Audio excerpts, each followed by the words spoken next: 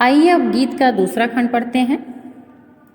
इस दूसरे खंड में, इसके पूर्व आपने जो वीडियो देखा वो गीत का 3 खंड में ये इसको बांटा गया है। गीत का पहला खंड और जीवन परिचय आपको एक वीडियो में गया था। अब इस वीडियो में दूसरा खंड और तीसरा खंड गीत का हम पढ़ाएंगे। तो आइए पहले उसको गीत को हम पढ़ते हैं। पंथ रहने दो अपरिचित, प्राण रहने दो अकेला, घेर ले छाया अमाबन आज कज्जल अश्रुओं में, रिमझिमा ले यह खिराधन, और होंगे नयन सूखे, तिल बुझे और पलक रूखे, आर्द्र चितवन में यहाँ सत विद्युतों में दीप खेला। अब आइए इसको देखते हैं पहले इतने का। इसमें पहले कुछ शब्द का अर्थ। अमा दूसरे लाइन में है। अमा मने अमावस्या, कज्जल मने काजल, चितवन मने दृष्टि, दीप खेला मने दीपक का खेलना। इसमें कवित्री साधना के परिचित पथ की कठिनाइयों का विवरण प्रस्तुत करते हुए कहती है कि साधना पथ जो है भले ही अपरिचित हो। कवित्री क्या कहती है? पंथ रहने दो अपरिचित, प्राण रहने दो अकेला। साधना पथ जो है भले ही अपरिचित है, उसे अपरिचित रहने दो। उस मार्ग पर पथिक का जो प्राण होता है भले ही अकेला है, उसे अकेला ही रहने दो। घेर ले छाया अमापन आज कज्जल अश्रुओं में, रिमझिमा ले यह घिराघन। कवित्री कहती है कि मेरी छाया आज मुझे भले ही अमावस्या के रात्रि के गहन अंधकार के समान घेर ले, और मेरी काजल लगी आंखें भले ही बादल के समान आंसुओं की वर्षा करने लगे, फिर भी चिंता करने की कोई आवश्यकता नहीं है। ठीक। फिर उसके बाद, और होंगे नयन सूखे, तिल बुझे और पलक रूखे, आर्द्र चितवन में यहाँ सत सत विद्युतों में दीप खेला। कवित्री कहती है कि मैंने इस प्रकार की कठिनाइयों को देखकर आंखें सूख जाती हैं। जिन आंखों के तिल बुझ जाते हैं और जिन आंखों की पलकें रूखी हो जाती हैं, वे कोई और आंखें होंगी, वो मेरी आंखें नहीं है। अर्थात दृढ़ सोच वाला व्यक्ति है, उसकी आंखें ऐसी नहीं हो सकती। इस प्रकार के कष्टों के आने पर मेरी चितवन मेरी दृष्टि जो है आर्द्र बनी रहेगी, वो कभी भी सूखेगी नहीं, क्योंकि सत बिंदुओं में दीप खेला। क्योंकि मेरे जीवन दीप ने सैकड़ों विद्युतों में खेलना सीखा है। अर्थात कष्टों से घबराकर पीछे हट जाना मेरे जीवन दीप का स्वभाव नहीं है। अगला देखते हैं। अन्य होंगे चरण हारे, और है जो लौटते दे शूल को संकल्प सारे, दुख व्रति निर्वाद उन्मत्त यह अमरता नापते पद, बांध देंगे अंक संस्कृत से तिमिर का स्वर्ण वेला। अब देखते हैं इसमें निर्माण उन्मत्त का अर्थ होता है निर्माण करने की इच्छा से। उन्मत्त माने होता है मस्त। अंक संस्कृत माने संसार की गोद में। तिमिर अब जानते हैं अंधकार होता है। स्वर्ण वेला माने स्वर्णिम समय। तो कवित्री क्या कहती है? प्रिय मिलन के अपरिचित और अनेक प्रकार के कष्टों से भरा होने पर भी निरंतर आगे बढ़ने का दृढ़ संकल्प लेकर चलने वाली साधिका महादेवी वर्मा कहती है कि वे कोई और चरण होंगे, अन्य होंगे चरण हारे, कि वे कोई और चरण होंगे जो हारे माने हार मानकर मार्ग के कष्टों को अपने सारे संकल्प समर्पित जो होगा उसको निराश करके लौट जाते होंगे। जो उसके संकल्प हैं, समर्पित संकल्प हैं, उसे छोड़ करके वह वहाँ से लौट जाते होंगे। लेकिन मेरे चरण ऐसे नहीं हैं। मैंने जो सोच लिया है मैं वही कार्य करूँगी। फिर दुख व्रति निर्माद उन्मत्त यह अमरता नापते पद। कवित्री कहती है कि वे स्वयं को अमर मानकर प्रिय पथ को निरंतर नाप रहे हैं, अर्थात यह मेरे जो चरण हैं वह नव निर्माण करने की इच्छा से, वह मस्ती से भरे हुए हैं। वे स्वयं अपने आप को अमर मान करके प्रिय पथ को निरंतर नाप रहे हैं, माने यह संघर्ष के पथ को, प्रिय तक पहुंचाने वाले पथ को निरंतर वह नापने के लिए अग्रसर हैं, तैयार हैं। इस प्रकार दूरी उसकी घटती जा रही है, ठीक ना। बांध देंगे अंक संस्कृति में त्रिमीर व स्वर्ण बेला। कवित्री कहती है कि वह मेरे चरण ऐसे हैं कि अपनी दृढ़ता से सारे संसार की गोदी में छाए हुए अंधकार को सुनहरे प्रकाश में बदल देंगे, अर्थात निराशा का अंधकार आशा के प्रकाश में बदल जाएगा। अब अगला देखते हैं दूसरा। दूसरी होगी कहानी शून्य में जिसके मिटे स्वर, धूल में खोई निशानी, आग जिस पर प्रलय विस्मित मैं लगाती चल रही नित मोतियों की हाट और चिनगारियों का एक मेला। कवित्री कहती है कि यह कोई दूसरी कहानी होगी, यह मेरी कहानी नहीं है। यह दूसरी कहानी होगी जो अपने गंतव्य को, माने अपने उद्देश्य को या अपने लक्ष्य को प्राप्त किए बिना ही नायक के स्वर को शांत कर जाती है, या उसके पद चिन्हों का जो पद चिन्ह उसके समाप्त हो जाते हैं। वह मेरी कहानी नहीं है, वह दूसरे की कहानी है कि शून्य में जिसके मिटे स्वर, धूल में खोई निशानी, माने जिसके पग चिन्ह है उसका समय जो है धूल में मिटा देती है। मेरी कहानी उससे सर्वथा विपरीत है, सर्वथा उल्टा है। आज जिस पर प्रलय विस्मित मैं लगाती चल रही नित। कवित्री कहती है मेरी साधना स्वर तब तक शांत नहीं होगा जब तक मैं अपने उद्देश्य या अपने लक्ष्य, अपने परमात्मा को प्राप्त न कर लूं। साधना जो है, साधना के उस कठोर पथ पर मेरा गमन, मेरा जाना भी अनजाना नहीं होगा। मैं अपनी दृढ़ निश्चयी आत्मशक्ति के द्वारा उस पथ पर भी पदचिन्ह बनाऊंगी जिसको समय की धूल मिटा ना सके। ठीक है, कवित्री कहती है कि मोतियों की हाट और चिंगारियों का एक मिला, मैंने अपने प्रियतम परमात्मा के मिलने के लिए या उसके मिलने पर पवित्र दृढ़ निश्चय को देखकर आज प्रलय भी आश्चर्यचकित होगा। और इस प्रकार मेरी साधना को, मेरे साधना के पथ को कभी भी विचलित करने में संभव नहीं हो सकेगा। मैं उस प्रियतम अर्थात ईश्वर को प्राप्त करने के लिए अपने आंसू रूपी मोतियों का खजाना लुटाने के लिए उसकी हाट लगाती चल रही हूँ। यानी ऐसी स्थिति में मैं मेरे जो कष्ट हैं, मेरे जो आंसू हैं, वो भी मोतियों में बदल जाते हैं और इस प्रकार मैं उसका हाट, मैंने बाजार लगाते चल रही हूँ। मेरे आंसू रूपी मोतियों के उस मेले की चमक एक दूसरे जो साधक हैं उनके मनोबल को दृढ़ निश्चय कर रहा है, उसे मनोबल को बढ़ा रहा है, उसकी चिंगारियां भड़का रहा है, अर्थात उसके अंदर और एक तरह से क्या कहेंगे, क्या उत्साह भर रहा है, जिससे वे भी अविरल रहकर साधना मार्ग पर अग्रसर हो, अपने जो लक्ष्य है, अपने लक्ष्य तक आसानी से पहुंच सकें।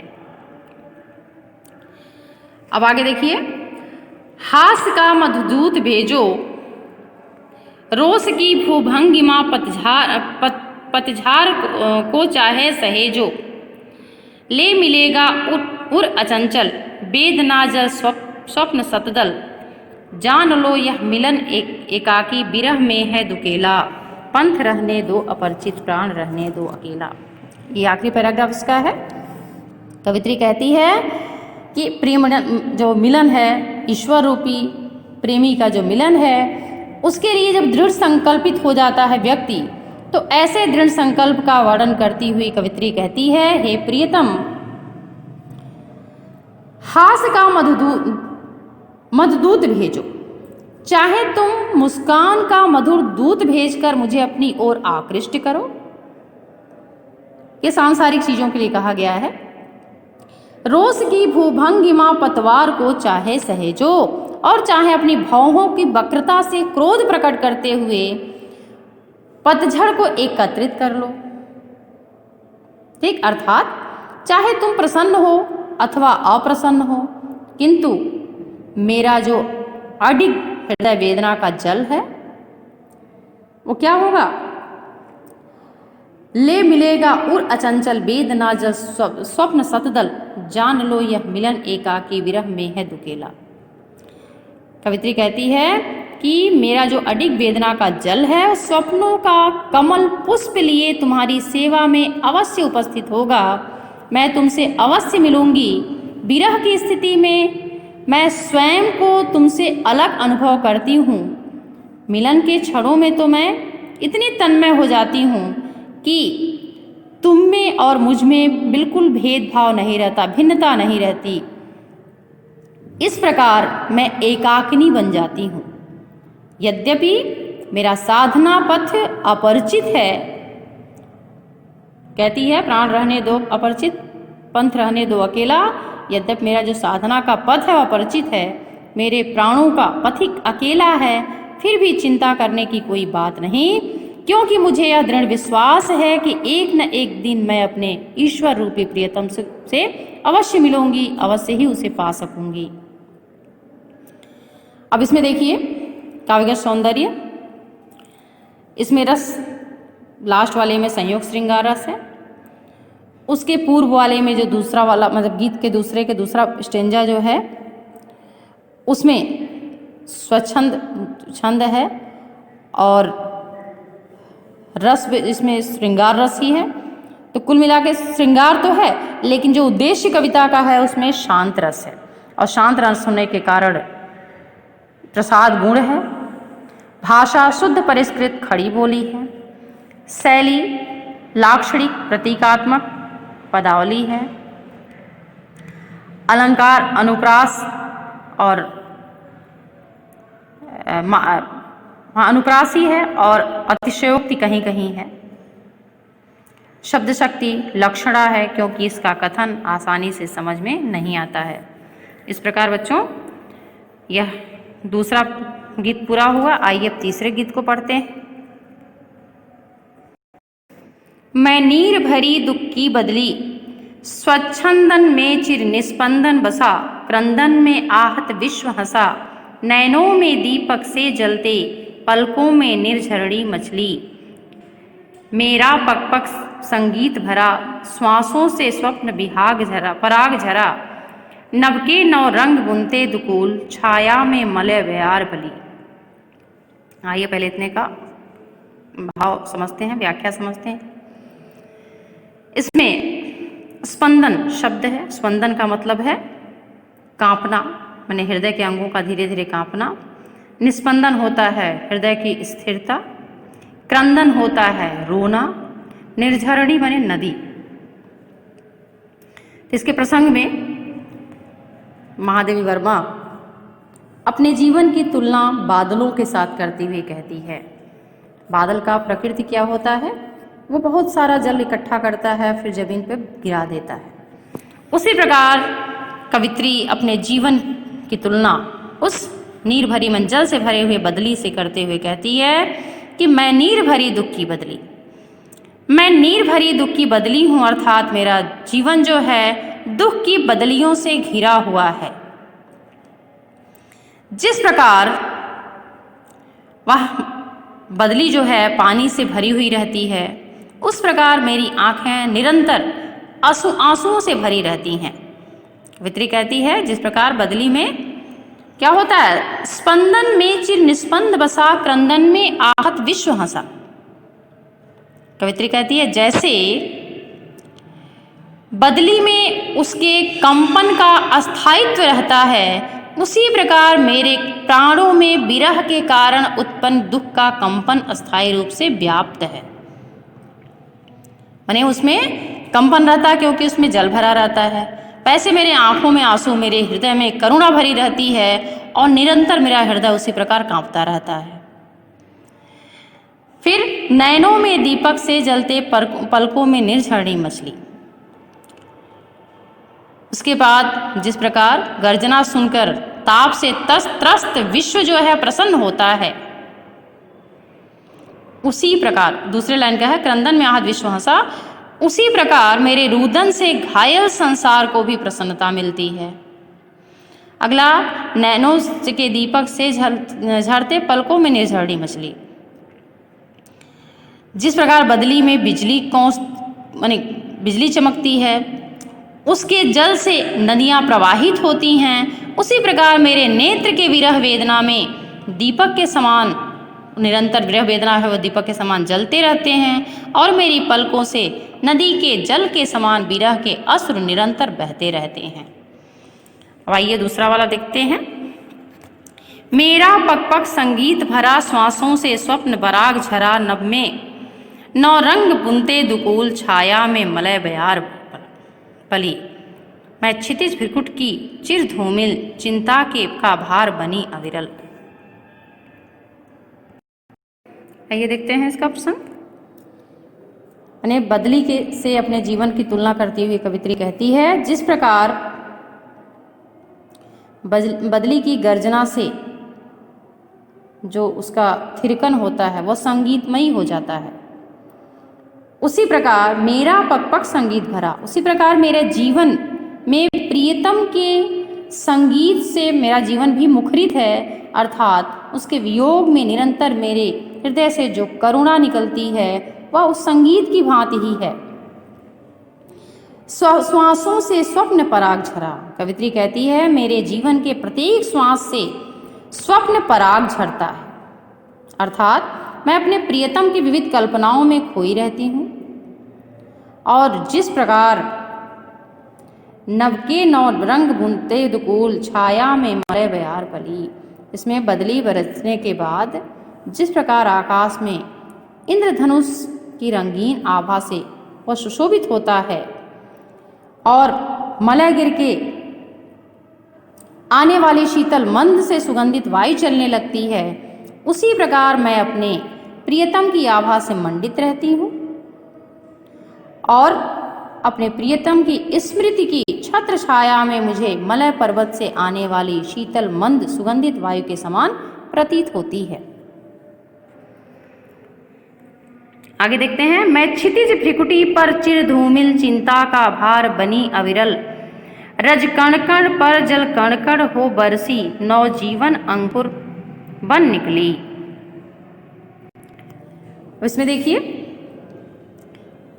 माने बदली से अपने जीवन की साम्य या तुलना करती हुई महादेवी वर्मा कहती हैं कि जिस प्रकार मैं क्षितिज भ्रिकुटी पर चिर धूमिल, जिस प्रकार बदली की क्षितिज रूपी भ्रिकुटी पर धूमिल रूप से घिरकर जल के भार से झुककर धूल कणों को बरसाकर धरती को नया जीवन प्रदान करती है, ठीक उसी प्रकार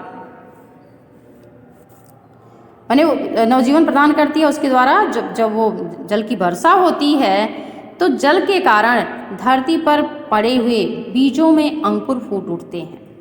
उसी प्रकार कवित्री कहती है कि मैं अपने जीवन में निरंतर चिंता का भार लिए हुए रहती हूँ और उस चिंता की अभिव्यक्ति मेरी भौहें कर देती हैं, मैंने व्यक्त कर देती हैं, बता देती हैं कि मेरी क्षितिज रूपी भ्रिकुटी पर चिंता सदैव विद्यमान रहती है और रजकण पर जल कण हो बरसी, नवजीवन अंकुर बनी। जिस प्रकार माने धूल का कण, जल का कण लेकर के वह बादल जो है जल की वर्षा करता है और नया जीवन देता है, उसी प्रकार मेरी चिंता जो है, चिंता के कारण मेरी आंखें बरसने लगती हैं और जिससे चिंता का वह भार हल्का हो जाता है और मुझसे माने मुझ में नवजीवन का संचार हो जाता है।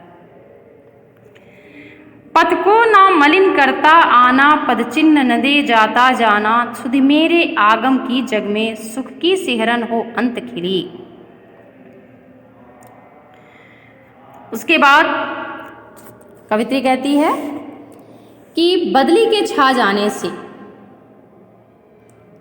कवित्री कहती है बदली की स्थिति क्या है, छाने से आकाश मार्ग मलिन होता है। आकाश मार्ग न तो मलिन होता है और न उसके जाने के बाद कोई पद चिन्ह ही उसमें शेष रहता है। बदली में केवल जल का कण ही नहीं होता, अनेक प्रकार के धूल के कण भी होते हैं, कुछ उसमें प्रदूषित वायु भी होती है। लेकिन जैसे उस आकाश के किसी कोने में बदली लगी है,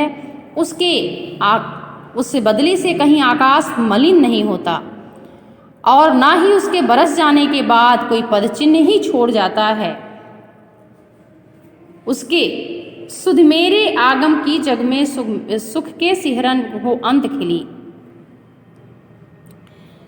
तो कवित्री कहती है उसी प्रकार मेरी स्थिति है।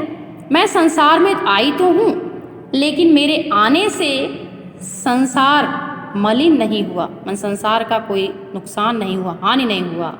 और मेरे जाने के बाद भी संसार में मैं कुछ छोड़ के या कुछ अपने पद चिन्ह छोड़ के नहीं जाऊंगी।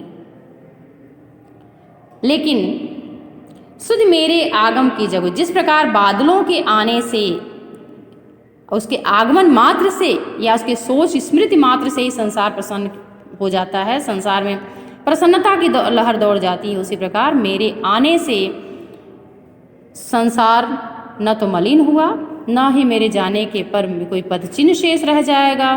फिर भी मेरे आने की स्मृति मात्र से ही संसार उल्लास और सिहरन उत्पन्न हो जाएंगे, उल्लास और सिहरन महसूस करेगा, उसमें मतलब प्रसन्न हो जाएंगे लोग। ठीक। विस्तृत नभ का कोई कोना, मेरा न कभी अपना होना, परिचय इतना इतिहास यही, उमड़ी कल थी मिट आज चली। पूरा इसमें बादलों से ही अपनी तुलना करते हुए अपने जीवन की व्याख्या प्रस्तुत करती हुई कवित्री कहती है कि विस्तृत नभ का कोई कोना, बदली आकाश में रहती है, किंतु वितीर्ण आकाश, विस्तृत आकाश का कोई एक कोना उसका अपना नहीं हो पाता। यह तो मात्र इधर उधर भ्रमण करती रहती है, उसका परिचय और उसका इतिहास मात्र इतना ही है कि वह अभी अभी उमड़ी थी, अभी अभी आई थी और देखते ही देखते उसका अस्तित्व समाप्त हो गया और मिट गई। इस प्रकार कवित्री कहती है कि मैं अपने जीवन के विषय में यही कहती हुई कवित्री कहती है कि संसार का कोई भी भाग मेरा अपना नहीं है, मेरा तो केवल इतना ही परिचय है और यही इतिहास है कि मैं कल आई थी और आज यहाँ से जा रही हूँ। मेरी स्थिति उस बदली के समान है। ठीक। इसमें वियोग श्रृंगारस है पूरी कविता में और भाषा सहज सरल शुद्ध साहित्यिक खड़ी बोली है। अनुप्रास और मानवीकरण अलंकार है, चूँकि बादल का इसमें वर्णन किया गया है, मनुष्य से तुलना की गई है, गुण माधुर है और शब्द शक्ति लक्षणा है। इस प्रकार यह पाठ पूरा हो गया और इससे संबंधित कम से कम 2 पैराग्राफ से संबंधित प्रश्नों का उत्तर आप अपनी कॉपी में लिखेंगे। तो देखते हैं कौन कौन सा हम दे रहे हैं, क्योंकि अपने से आप लिखते नहीं हैं। देखिए इसमें है, चिर सजग आंखें उन्नीदी आज कैसा व्यस्त बाना, जाग तुझको दूर जाना। गीत का पहला है, पहले गीत में आपने पढ़ा होगा तो देखिएगा पहले खंड में। इससे संबंधित जो भी प्रश्न है आप इस प्रश्न का उत्तर अपनी कॉपी में लिखेंगे। ठीक है। और अगला ये है, गीत दूसरा का है, इसी वीडियो में है। कह न ठंडी सांस में अब धूल वह जलती कहानी, आग में हो उर में तभी दृग में सजेगा आज पानी। इससे संबंधित जो प्रश्न है उसको लिखिएगा। और इसमें तीसरा जो है, नहीं इसी से है, प्राण रहने दो अपरिचित पंथ रहने दो अकेला, दूसरे पैराग्राफ से, दूसरे गीत से है। तो इससे लिखेंगे प्राण रहने दो अपरिचित पंथ रहने दो अकेला, 3। इस 3 पैराग्राफ से संबंधित प्रश्नों का आप उत्तर अपनी कॉपी में लिखेंगे। धन्यवाद।